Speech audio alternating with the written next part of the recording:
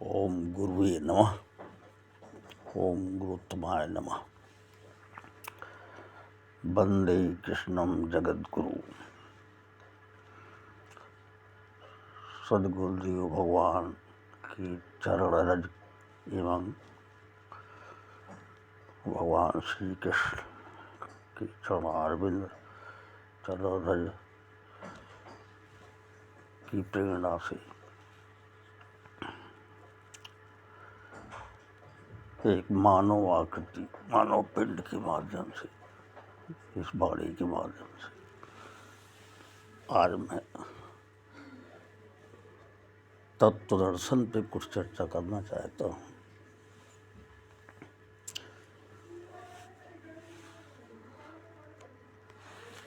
कलयुग चल रहा है। कलयुग के बाद सतयुग आएगा, फिर त्रेता आएगा, फिर द्वापर आएगा, फिर कलयुग आएगा। ये क्रम चलता रहेगा।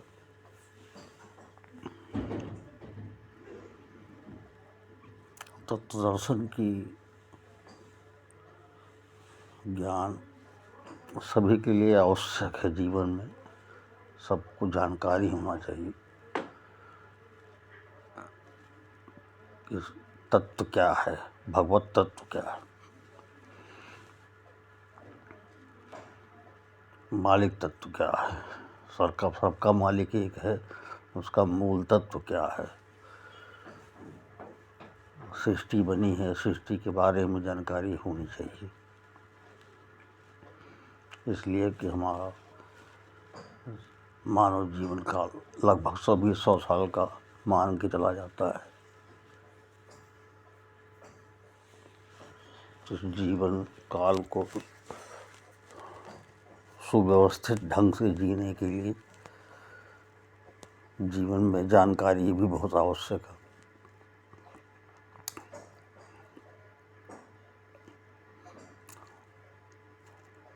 शुरुआत तो इस वाणी के माध्यम से मैं ऐसे तत्व की बात करेंगे जो तत्व शास्त्रवत हैं और जानते सभी हैं, अनजानवश अनुभव नहीं पाता है। केवल मैं इस वाणी के माध्यम से तत्वों का अनुभव कराऊंगा। जानकारी तो सभी को है, सभी बुद्धिमान हैं, सभी का विचार हमसे श्रेष्ठतम है।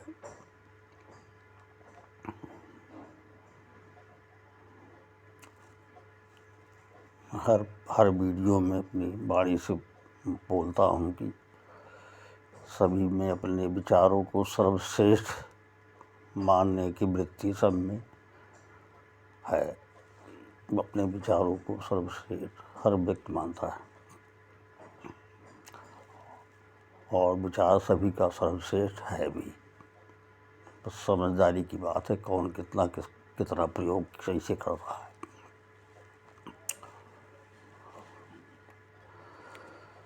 सब लोग जानते हैं आकाश दिखता है,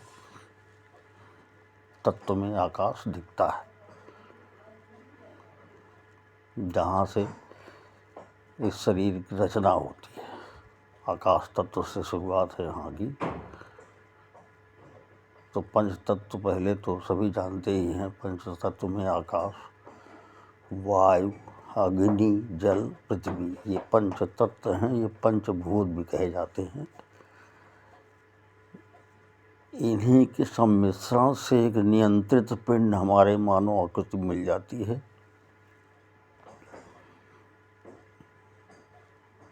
और इसमें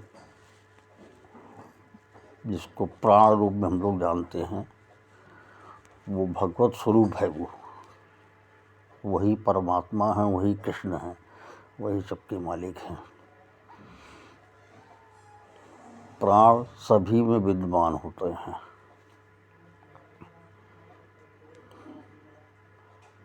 प्राण शब्द एक ही है तो प्राण एक ही है भी। ये अनंत परमात्मा, अव्यक्त परमात्मा, अदृश्य परमात्मा, अनिर्वचनीय परमात्मा, स्वयं प्रकाश परमात्मा, निर्गुण निराकार परमात्मा, अनंत अच्युत अप्रमेय परमात्मा, उनके चरणारविंद से एक अनंत निरंतर अमृत धारा प्रवाहित हो रही है। उसी धारा, अमृत धारा के माध्यम से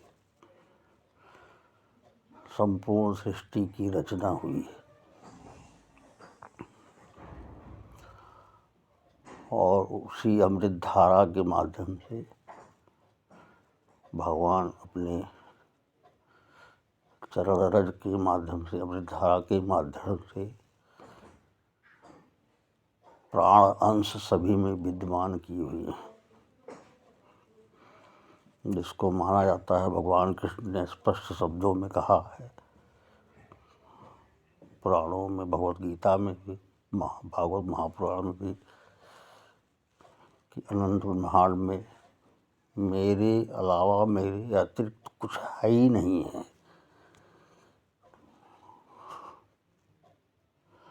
तो भगवान के अतिरिक्त कुछ है ही नहीं यहाँ पे, तो इसका मतलब ये है कि यहाँ सब कुछ उन्हीं के अंश से प्रवाहित हो रहा है। जो भी है यहाँ, जो भी दिखता है, अनुभव में आता है, सब कुछ उसी अंश से सब जुड़ी हुई हैं, भगवत अंश सब हैं।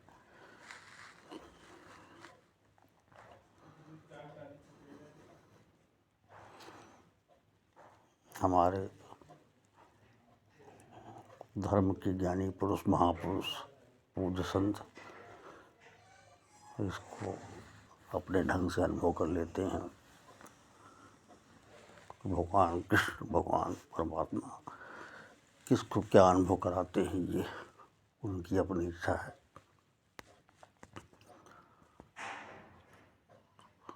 तो आकाश, वायु, अग्नि, जल, पृथ्वी, ये 5 तत्व के मिश्रण से शरीर बनी है और इस शरीर में भगवान ने एक मन भी बना रखा है, मन दे दिया है। 10 इंद्रियां भी भगवान ने इस शरीर में दे रखी हैं। मानव आकृति में 10 इंद्रियां हैं, जिसमें 5 ज्ञान इंद्रियां, 5 कर्म इंद्रियां हैं।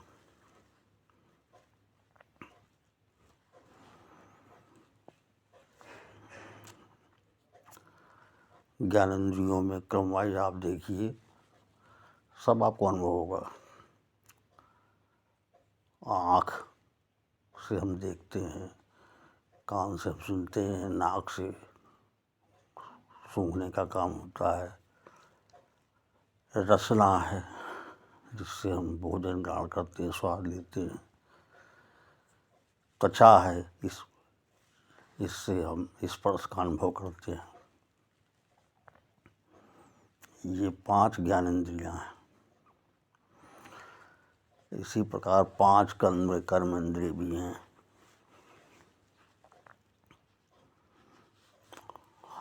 हाथ हमारे हैं दोनों, एक कर्म इंद्रिय हो गई। दोनों पैर एक कर्म इंद्रिय हो गई। मल द्वार, मूत्र द्वार, ये भी 2 कर्म इंद्रिय हो गई। मूत्र द्वार में जनेंद्रिय है, वो भी कर्म इंद्रिय में ही आती है। जिससे सृष्टि की रचना में सहयोग मिलता है, सृष्टि को आगे बढ़ाने में भगवान की व्यवस्था में सहयोग होता है। एक 5वीं कर्म इंद्रिय एक और है, वाणी, जो सबसे महत्वपूर्ण कर्म इंद्रिय है।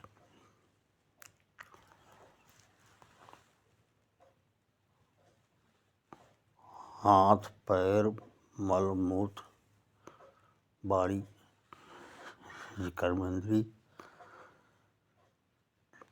आँख, नाक, कान, रसना, त्वचा, 5 ज्ञान इंद्रिय। एक मन,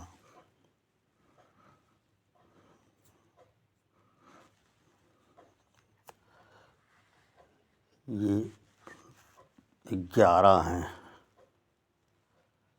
ये 11 तत्व,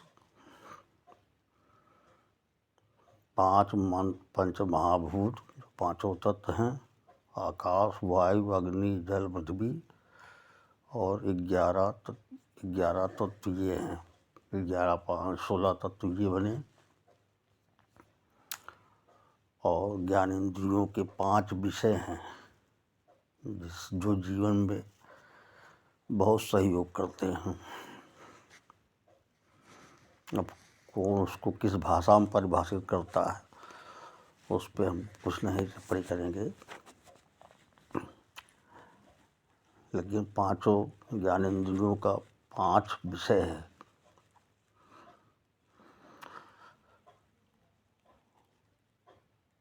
शब्द, स्पर्श, रूप, रस, गंध। शब्द, स्पर्श, रूप, रस, गंध, ये 5 विषय हैं इंद्रियों के।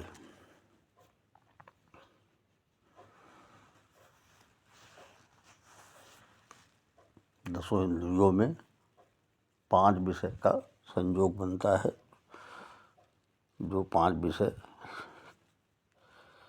इंद्रियों को चलाने के लिए उनको प्रेरित करते हैं। उन्हीं के आधार पे जीवन चलता है। बहुत सरलता से इस वाणी के माध्यम से समझाना चाह रहे हैं कि आप लोग समझिए, इसको जानने की आवश्यकता है। इस भागवत पुराण अध्ययन करना चाहते हैं बहुत अच्छी बात, उसका स्वाध्याय करिए। गीता का स्वाध्याय करना चाहते हैं तो भी कर सकते हैं। रामचरितमानस हमारे हैं, उसका भी स्वाध्याय करना चाहते हैं, बहुत अच्छी बात है। सब में मिलेगा, नहीं तो संत महापुरुषों की वाणी से भी मिलता रहता है प्रसाद।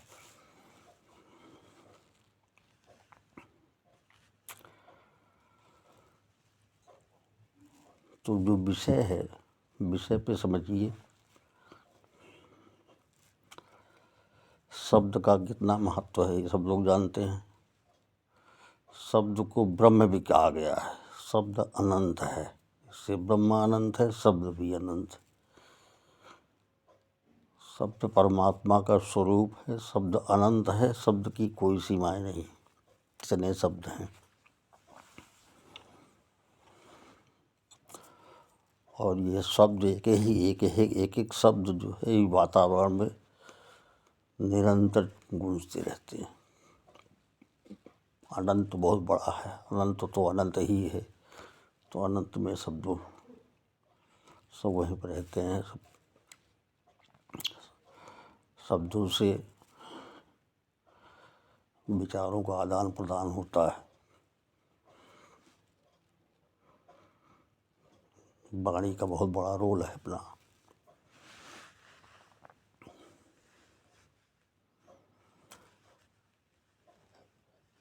विषयों में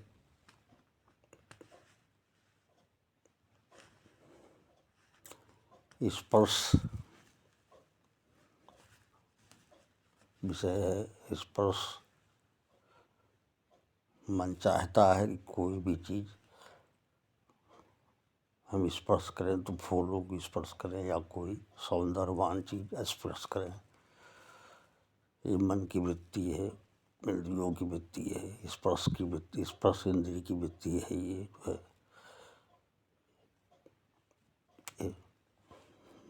त्वचा जो हमारी ज्ञानेंद्रिय है, ये स्पर्श को प्रेरित करती है। शब्द वाणी को प्रेरित करता है।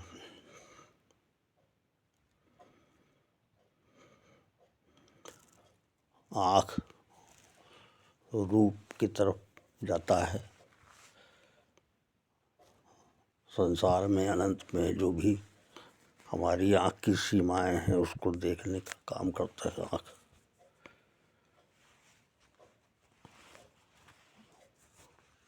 आँख की भी इच्छा रहती है कि सौंदर्य चीज़ देखा जाए आँख से। प्रकृति का बनाया हुआ एक से एक अच्छे अच्छे निर्मित पंचतत्व के बने हुए जो भी हैं उसमें हमें सुख प्राप्त होता है। सौंदर्य देखने से, प्रकृति की सौंदर्य देखने से, प्राकृतिक सौंदर्य, बहुत कुछ रचनाएं प्रकृति में हैं। पंचतत्व की ही रचना है लेकिन बहुत कुछ है, अनंत है।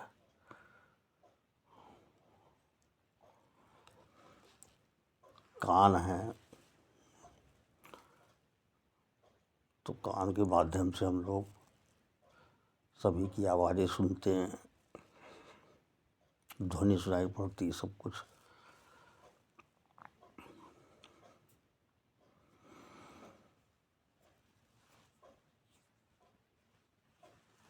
और नासिका है, नासिका से सूंघने की ज्ञान प्राप्त होता है।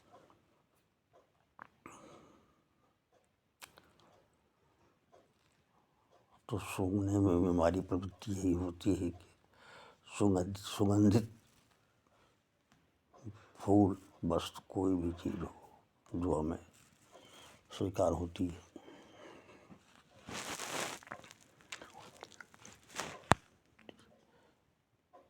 तो ये इंद्रियों के 5 विषय हैं: शब्द, स्पर्श, रूप, रस, गंध।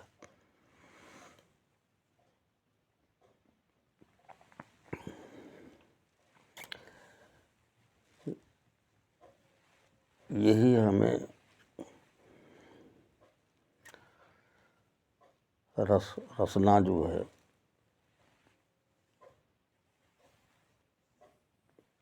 रसना से हमें स्वाद मिलता है, भोजन भी मिलता है। तो 5 इंद्रियों, 5 विषयों के माध्यम से हम अपने जीवन में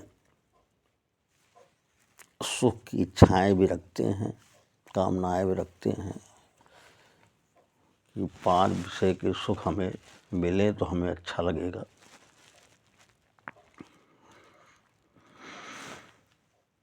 इसको गंभीरता से समझने की बात है।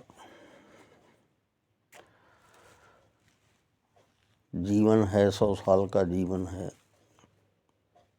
हम किसी को ये नहीं प्रेरित करते हैं कि तुम बाबा बैरागी बन जाओ, कुछ मत करो।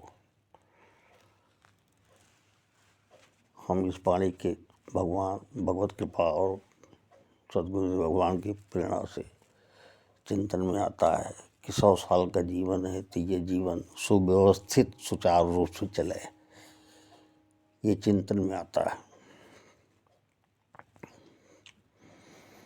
सुखपूर्ण पर जीवन बीते। जो भी इंद्रियां हैं, कर्मेंद्रियों या ज्ञानेंद्रियों, ज्ञानेंद्रियों या विषय हैं इसके, इस सुख के तरफ हमें प्रेरित करती हैं, भौतिक सुखों की तरफ भेजती हैं। तो भौतिक संसार की रचना भगवान ने कर रखी है तो इसका भी सम्मान करना चाहिए।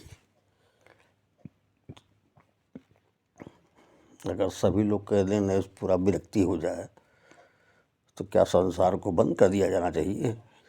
भगवान ने इतनी बड़ी संसार की रचना की है, सृष्टि की रचना की है, तो उसका सम्मान करना चाहिए, उसको समझने की आवश्यकता है।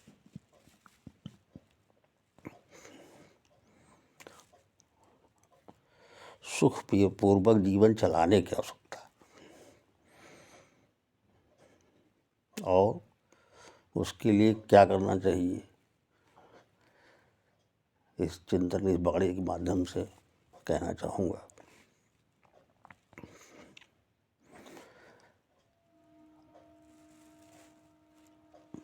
मर्यादित जीवन नंबर 1। जीवन में मर्यादा होनी चाहिए। हमारे माता पिता हैं तो माता पिता के लिए हमारे क्या मर्यादित कर्म होने चाहिए। हमारे भाई बहन हैं उनके लिए हमारे क्या मर्यादित कर्तव्यों का निर्वहन होना चाहिए। इसी प्रकार हमारे बुजुर्ग हैं, जो भी हैं, रिलेशन के हैं, समाज में हैं, गांव देश समाज जो भी है, सबके प्रति हमारी क्या मर्यादाएं हैं, क्या कर्तव्य हैं, उसको समझने की आवश्यकता है, चिंतन करने की आवश्यकता है और व्यवहार में लाने की आवश्यकता है। कर्तव्यों का निर्वहन जीवन का मूल है। अगर इससे कोई विरक्त हो गया तो अपना जीवन वो सुखपूर्वक किसी कीमत पर नहीं पाना है, उसको कष्ट के सामना करना पड़ेगा। कर्तव्यों के निर्वहन के प्रति बहुत ही सजग रहने की आवश्यकता है। जीवन है, शिक्षा सबसे आवश्यक है, सबसे आवश्यक तो स्वास्थ्य है। स्वास्थ्य के प्रति विशेष जागरूकता होनी चाहिए। भोजन जो भी हो, सुपाच्य हो, सादा हो या जो भी है, सुपाच्य होना चाहिए, जो हमें आसानी से पचे, हमारा स्वास्थ्य ठीक रहे, उसके प्रति सजग होना चाहिए। शिक्षा जीवन के लिए बहुत आवश्यक है, जो सभी माता पिता अपने बच्चों को पूरा प्रयास से देने प्रयास करते हैं।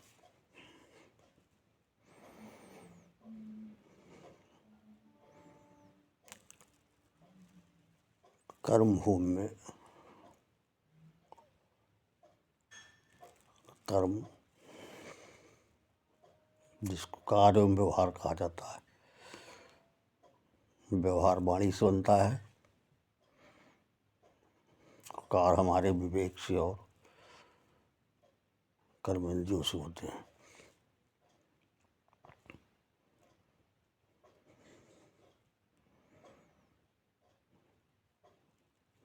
कार्य में वाणी का भी रोल होता अपना है। तो कार्य एवं व्यवहार यथासंभव अधिकतम प्रयास करना चाहिए। पॉजिटिव चिंतन किया जाए, पॉजिटिव कार्य एवं व्यवहार देने का प्रयास निरंतर सतत करना चाहिए। नेगेटिविटी हर जगह सामने मिलेगी, हर जगह मिलेगी। भौतिक जगत में जो मन की वृत्तियाँ हैं, इंद्रियों की वृत्तियाँ हैं, सबकी एक ही कामनाएं, सबकी एक इच्छाएं हैं। सबको इंद्रियों का सुख चाहिए, सबको अपने विचारों की उच्चता का सम्मान मिलना चाहिए, सबको अपना हित चाहिए, सबको अपना स्वार्थ चाहिए, हमको भी चाहिए। जब सबको वही चाहिए तो देने वाला कौन होगा?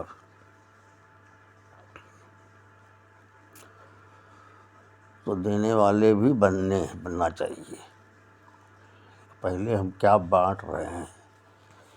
अगर पॉजिटिविटी हमने बांटना शुरू कर दिया, कार्य एवं व्यवहार में पॉजिटिविटी बांटने का अभ्यास करना शुरू कर दिया,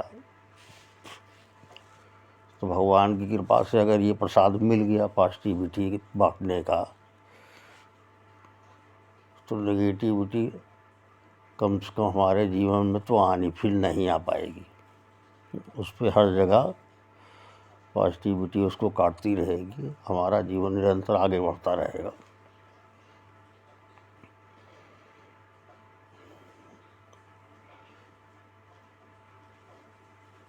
कार्य व्यवहार ऐसा करना चाहिए जीवन बढ़ते हुए क्रम में चले।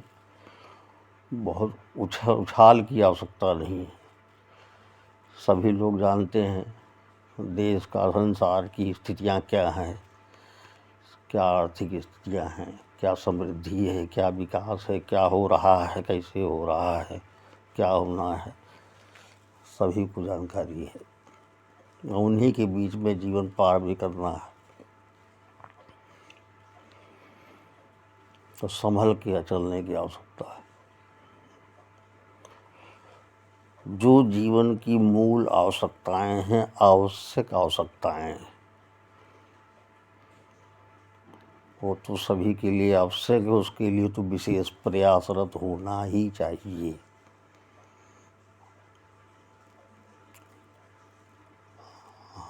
हमारा शरीर को मिली है, जीवन मिला है, भगवान ने दिया है,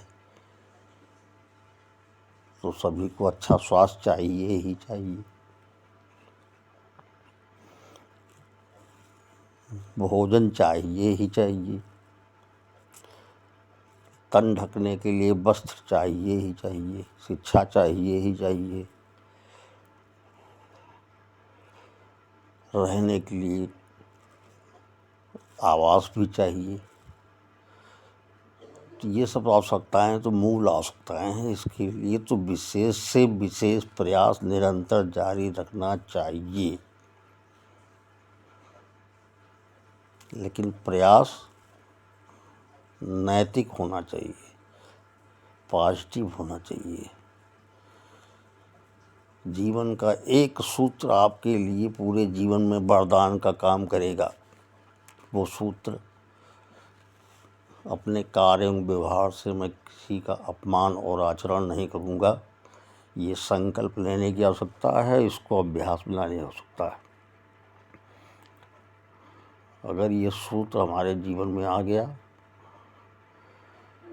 तो विपरीत परिस्थितियाँ तो इस संसार में रहेंगी, परमानेंट रहती, हमेशा रहेंगी। उसका निदान किसी के पास नहीं है। लेकिन ये सूत्र आपको बचा ले जाएगा। हमारे कार्य एवं आचरण से, अहित और अपमान से बचाना हम इसको यथासंभव। तो जिस स्तर तक हम बचा ले जाएंगे उस स्तर पे पॉजिटिविटी हमारा सपोर्ट करेगी। पॉजिटिविटी माने होती है परमात्मा का पर्यायवाची शब्द है। वो भगवान जो है, जो प्राण स्वरूप में हर जगह विद्यमान है, वो हर जगह विद्यमान है। हमारे गायत्री मंत्र में उसके भावार्थ में परमात्मा का पहला नाम है प्राण स्वरूप। जब प्राण स्वरूप है वही सब में विद्यमान है, सर्वव्यापी है। बिना प्राण के तो जीवन चलता नहीं किसी का। निर्जीव अगर कहलाएगा तो बेकार हो गया वो। चाहे जीव कहिए चाहे प्राण कहिए। और प्राण का मालिक जो है, जो अनंत प्राण वाला है, उसको हम लोग परमात्मा के नाम जानते हैं। उन्हीं का अंश प्राण है, जिससे जीवन रहता है। ये शरीर चलती है। प्राण अगर हट गया, भगवान का अंश हटा नहीं, ये शरीर जो है पंचभूत से बना है, पंचभूत में चला जाएगा, फिर चला जाएगा। और वही प्राण शक्ति जो है प्रत्येक जीव में है। हम कर्म भूमि में रहते हैं, जहाँ भी हम रहते हैं, तो अगर हम कहीं पे साक्षात्कार इंटरव्यू देने भी जा रहे हैं तो वही प्राण शक्ति इंटरव्यू कमेटी के पास बैठी हुई है। वही प्राण शक्ति लेके हम इंटरव्यू देने जा रहे हैं, वही प्राण शक्ति इंटरव्यू ले रही वहाँ किसी कमीशन में। और वही प्राण शक्ति हमें रिजल्ट भी देती है। वही प्राण शक्ति हमसे यहाँ से विशेष प्रयास भी कराती है।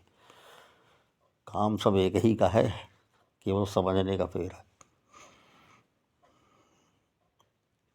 भगवान कृष्ण ने जो कहा है कि मेरे अलावा कुछ है नहीं यहाँ अनंत ब्रह्मांड में, सब कुछ मैं हूँ, मुझसे भिन्न कुछ भी नहीं है, मेरे अलावा यहाँ कुछ नहीं है, और मैं ही क्रिया करता कारण सब कुछ मैं हूँ। तो उसका कारण क्या है? भगवान का चिंतन क्या है? भगवान का चिंतन यही तो वही, इसीलिए तो है।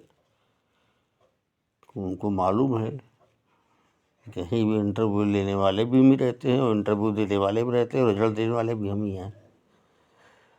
तो सब कुछ जब वही हैं, तो भगवान का जो वाणी है वो इसीलिए है ना, किस चीज़ को समझा जाए तो उससे हम तनाव मुक्त रहेंगे, बेहतर से बेहतर प्रयास करेंगे। और असफलता में दोबारा पुनः हमें ये चिंतन करना होगा कि मेरे प्रयास में कहीं कमी रह गई, और उस कमियों को पुनः दूर करते हुए अगला प्रयास मुझे पुनः जारी करना चाहिए। और ये क्रम तब तक बनाए रखना जब तक मुझे सफलता नहीं मिल जाती है। और सफलता एक समय पे सफलता, प्रयास पे प्रयास, प्रयास पे प्रयास, पॉजिटिव प्रयास पे पॉजिटिव प्रयास, पॉजिटिव प्रयास होता रहेगा तो सफलता तो मिलनी ही है। अब किस स्तर तक मिलेगी ये कोई गारंटी नहीं, उसका भी मालिक भगवान ही है। हमारे हिस्से में कितना हमको सुख देना चाहते हैं, क्या देना चाहते हैं। तो इंद्रियों की तृप्ति के लिए बहुत कुछ नहीं करना चाहिए। इंद्रियों की आवश्यकताओं के लिए सब कुछ करना चाहिए। उपयोग करना चाहिए, भोग नहीं करना चाहिए। उपयोग सभी चीज़ करिए। यहाँ इस संसार के अंदर जो भी भौतिक वस्तुएं हैं, ये सब पांच पांच जो पंचभूत हैं, पांच तत्व हैं, आकाश, वायु, अग्नि, जल, पृथ्वी, ये पांचों आइटम का ही मिश्रण यहाँ कोई भी वस्तु बनती है उसी से। और बार बार बनती है, बार बार बिगड़ती है, नई आकृति लेके आती है, फिर नष्ट होती है, फिर नई आकृति लेके पुनः आती है, फिर रॉ मटेरियल में जाती है, पुनः फिर आती है। इस होड़ में भागने की बहुत आवश्यकता नहीं है। जो आवश्यक है उसका उपयोग किया जाए, उसको प्राप्त किया जाए, उसका उपयोग किया जाए, जीवन पार किया जाए अच्छे से। जो चीज़ बार बार मतलब पांच तत्व का ही सब मिश्रण है, उसी तत्व से हमारी शरीर बनी है। उसी भौतिक संसार में जो भी वस्तुएं हैं जो हमको सुख प्रदान, भौतिक सुख प्रदान करने वाला, वो भी सब उसी से हैं। सब कुछ तो एक ही से है। जब एक ही से है तो उसी में क्यों उछल कूद लगाएं भाई, क्यों परेशानी मोल लें। जो आवश्यकताएं हैं उतने इस्तेमाल किया जाए, उतना किया जाए तो जीवन हमारा सुचारू रूप से पार हो जाएगा। यहाँ नई नई रोज प्रोडक्ट बनते हैं भौतिक वस्तुओं में, संसार के अंदर। आप सब लोग जानते हैं कि नए प्रोडक्ट आ रहे हैं, नए प्रोडक्ट एक से एक आते रहते हैं, एक से एक विकास होता रहता है। विकास होगा, विनाश होगा, विकास होगा, विनाश होगा, उसको लगातार क्रम चलता रहेगा। कुछ बनेगा, बिगड़ेगा, खराब होगा। जिस समय बनता है, जिस समय शरीर का जन्म होता है, वही समय डिप्रेसिएशन इसका शुरू हो जाता है। जिस समय कोई भी भौतिक वस्तु बनती है, उस समय से उसका भी डिप्रिसिएशन शुरू हो जाता है। सबका निश्चित समय रहता है। एक निश्चित समय बाद उसको विलय होना है, अपने मूल स्वरूप में जाना है, रॉ मटेरियल में जाना है।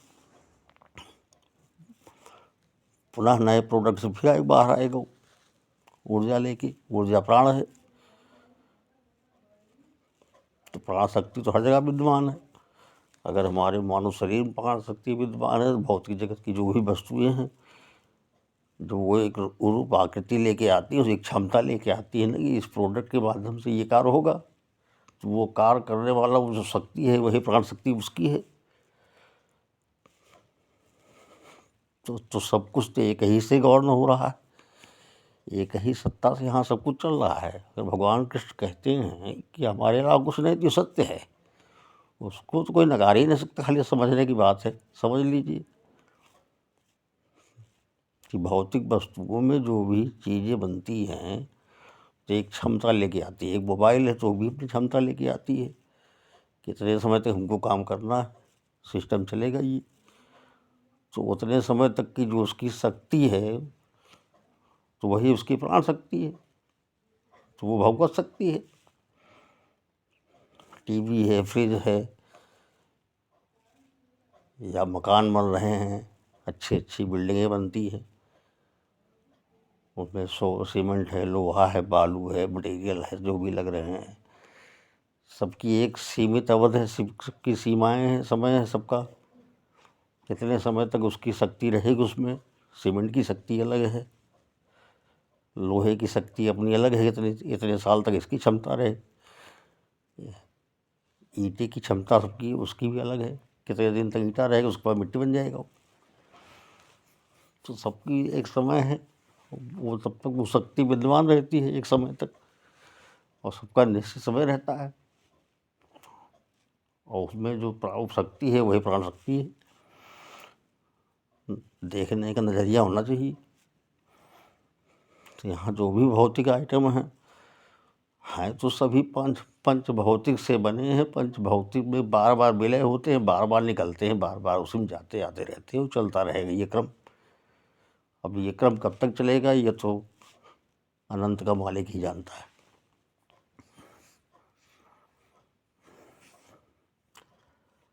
पूज्य संतों की वाणी सुनने में आता है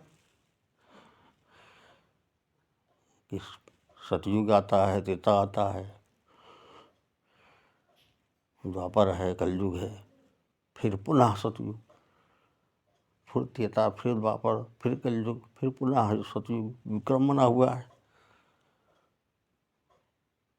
और लास्ट मिलता क्या है?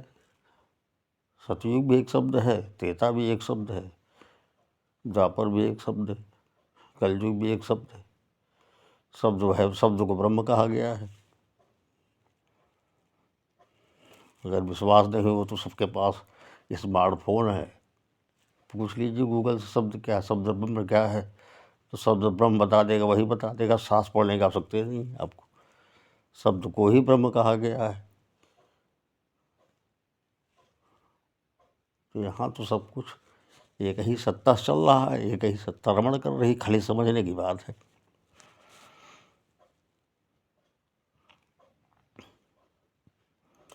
बहुत सरल भाषा में वाणी की बात हम बोल रहा हूँ, इसीलिए भौतिक भाषा नहीं, हम आध्यात्मिक भाषा का कम इस्तेमाल करके हम सरल भाषा में बोल रहे हैं, सामाजिक भाषा में बोल रहे हैं कि प्रेम से लोगों को कुछ समझ में आ जाए। अगली पीढ़ी जो भी आ रही बच्चों की, वो लोग समझेंगे अगर कभी इस वीडियो को, जिसके भाग्य में होगा सुनेगा, उसको समझेगा तो काम आएगा। जीवन कैसे सुव्यवस्थित चलाया जाए। 100 साल का जीवन मिला है,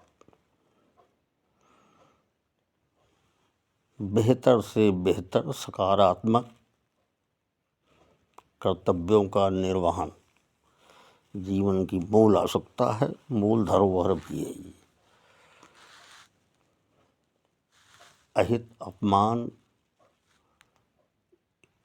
किसी का न होने पाए, इस बात का अभ्यास पूर्णतया करना चाहिए। ये जीवन में अमृत भर देगा। जिस स्तर तक इसको कर ले जाएंगे उस जीवन में अमृत आना ही आना है। अगर हमारे जीवन से किसी का अहित अपमान नहीं हो रहा तो मेरे जीवन में अमृत वर्षा होगी, ये गारंटी है। एक ऐसा माहौल बनेगा सामाजिक तौर पे, कोई कुछ भी होगा तो एक कहावत है ना, डैनिया भी एक घर छोड़ देती है, तो डायन भी एक घर छोड़ देगी, हमको छोड़ देगी। अगर हमारे भाव में बना हुआ है कि हमको अहित अपमान नहीं करना है तो कोई भी नेगेटिव से नेगेटिव बुद्धि वाला भी हमको छोड़ के आगे बढ़ जाएगा। वो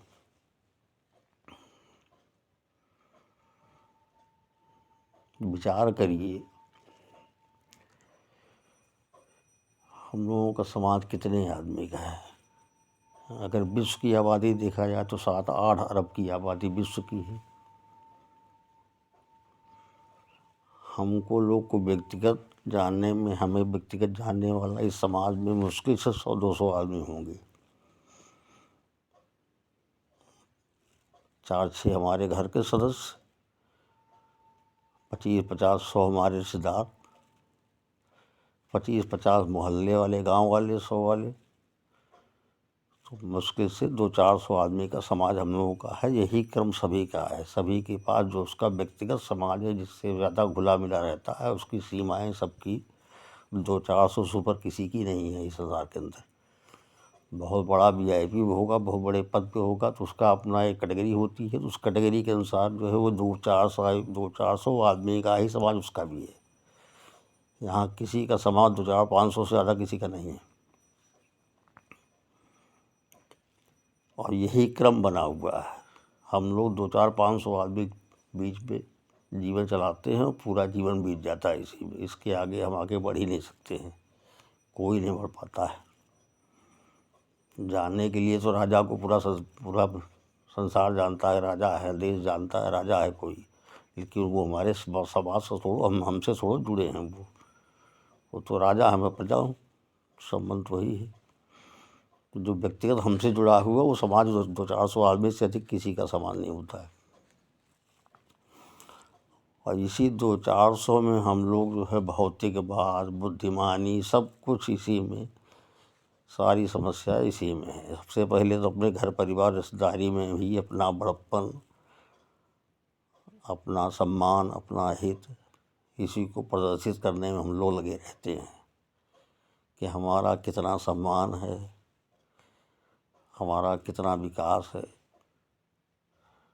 एक होड़ बनी है, खाली एक सीमित समाज के अंदर होड़ बनी हुई है, नात रिश्ता घर परिवार के अंदर। थोड़ा बहुत जो मोहल्ला टोला वाले, गांव देश वाले जान रहे हैं उनसे, उसके आगे तो हमें कोई जानने वाला है नहीं कि हम क्या हैं क्या नहीं हैं, किस लेवल पे हैं। ना हम उसको जानते, ना हमको जानता, ना हम उसको जानने का प्रयास करते, ना हमको। सबकी सीमाएं हैं। जहाँ अरबों की आबादी है वहाँ 200-400 लोग को हम जानने वाले हैं।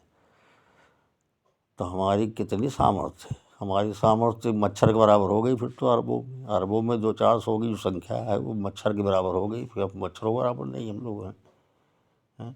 कोई स्तर है क्या? खाली नासमझी का स्तर है। हम लोग उसी में मरे जा रहे हैं, हटके जा रहे हैं, परेशान हैं कि 10 आदमी हमारी तारीफ़ कर दे, 10 आदमी हमारी बुराई न करे। अरे कर दो भैया, तुमको बुराई करना है जाओ ढोल बजीरा लेकर करो, तारीफ़ मत करना कभी। तारीफ़ की आवश्यकता नहीं है।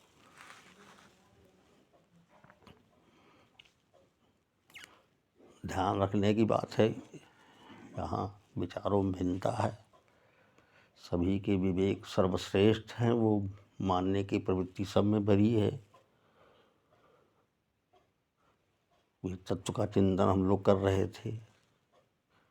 पंच महाभूत, 10 इंद्रियाँ, 1 मन 11, पंच महाभूत 11 5 16, 5 विषय 16 5 21। तत्वों में सात्विक, राजसिक, तामसिक 3 तत्व भी आते हैं। इस शरीर में उनका भी समावेश है। सत्वरजतम, सतोगुण सात्विक वृत्तियाँ हैं, रजोगुण विकास वृत्ति है, और तमोगुण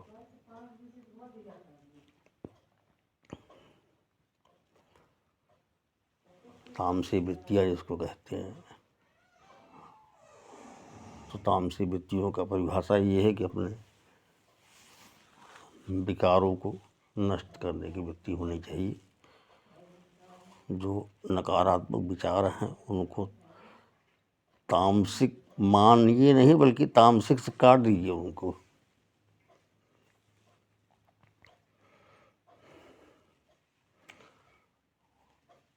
और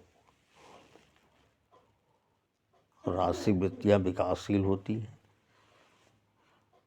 ये जीवन चलाने में सहयोग भी करती है। सात्विक वृत्तियाँ सकारात्मक जीवन, ये सात्विक वृत्तियों में आता है। सकारात्मक कार्य एवं व्यवहार, ये सब सात्विक वृत्तियाँ हैं। ये भी गुण हमारे इसी शरीर में भगवान ने दे रखा है। 24 तत्व तो ही हो गए। एक प्राण शक्ति है जिसको भगवान की शक्ति मान लीजिए, भगवान मान लीजिए, चाहे भगवान अंश कह लीजिए, कुछ भी कह लीजिए, जो आपको अच्छा लगे।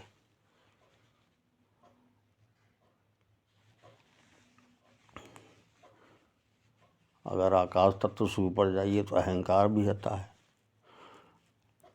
अहंकार शब्द है, अहंकार से आकाश तत्व का विक्षेप हुआ है, वहीं से निकला वो भी है।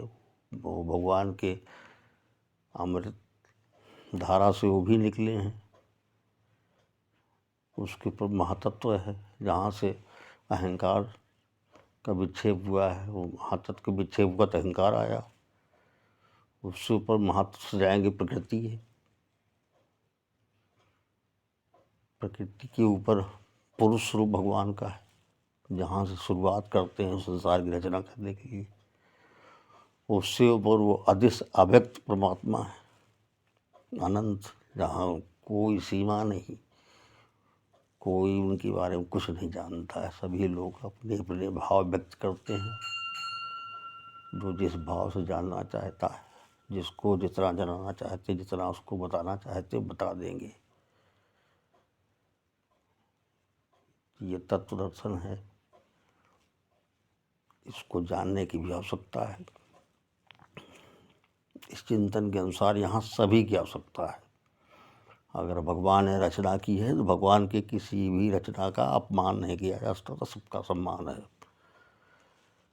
यह व्यक्तिगत जीवन में एक फार्मूला, वो सबसे बड़ा सूत्र होगा कि सभी को अपने से अधिकतम बुद्धिमान मानना, ये सबसे बड़ी बुद्धिमानी है। सभी को बुद्धिमान मान के स्वीकार भाव लाने का विशेष प्रयास करना चाहिए। ये कल्याण मार्ग में बहुत काम करेगा जीवन में।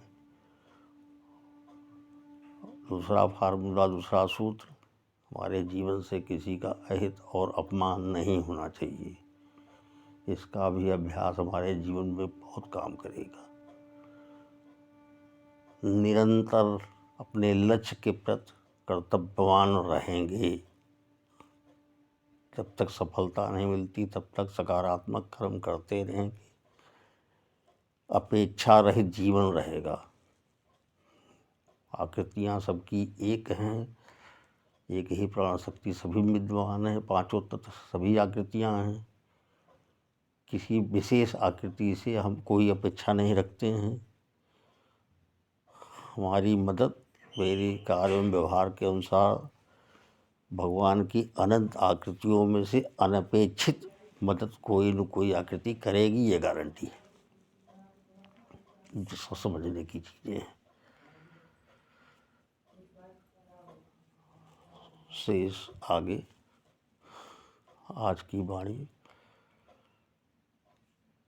जो भी निकला सब सद्गुरुदेव भगवान और भगवान श्री कृष्ण के चरणों में समर्पित।